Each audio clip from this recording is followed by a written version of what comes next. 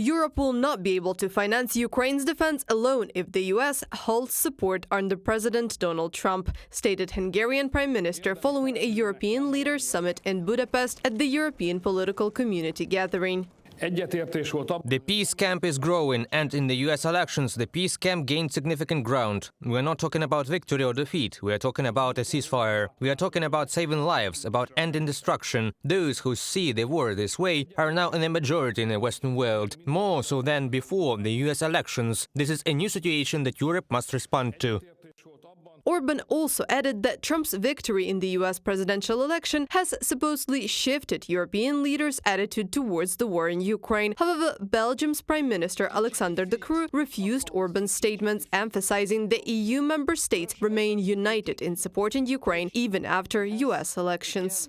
I haven't noticed this. Among the 27 states, Mr. Orban's views stand out. Among the EU member states, there is still consensus to continue supporting Ukraine and to do everything possible to sustain this support. Alexander De Croo, Prime Minister of Belgium, in a commentary for Radio Liberty.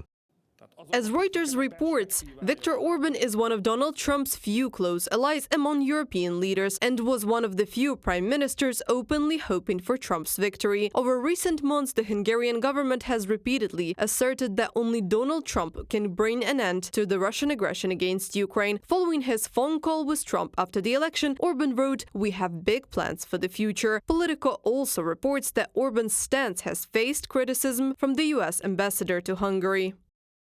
Prime Minister Orban treated this election like a card game at a casino, and he placed a very big bet. Whether he believes that he won or lost his hand, he was gambling not with money, but with the US-Hungary relationship, a relationship that has been altered by his gamesmanship. David Pressman, United States Ambassador to Hungary, in a commentary for Politico. According to Politico, some European leaders believe that Orban has long envisaged building a transatlantic alliance with Trump that could include his pro-Russian Slovakian counterpart Robert Fico and Czech nationalist Andrzej Babis. They were concerned that Orban might use the informal European leaders meeting on November 7th to promote a pro-Putin stance. However, after the European Political Community Summit, several European leaders reaffirmed their commitment to supporting Kyiv regardless of the US presidential outcome.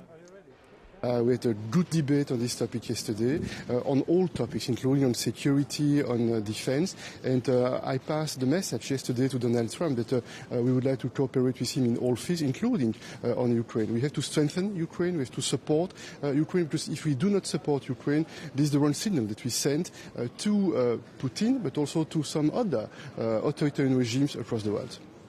Starting in January 2025, Poland will take the EU presidency, succeeding Hungary under Viktor Orban. As noted in Polish media, Warsaw has consistently taken a hardline stance on strengthening sanctions against Russia. Poland also aims to prioritize EU support for Ukraine during its term. Reported by Anastasia Tarnavska, Krystyna Dąbrowska, UATV News.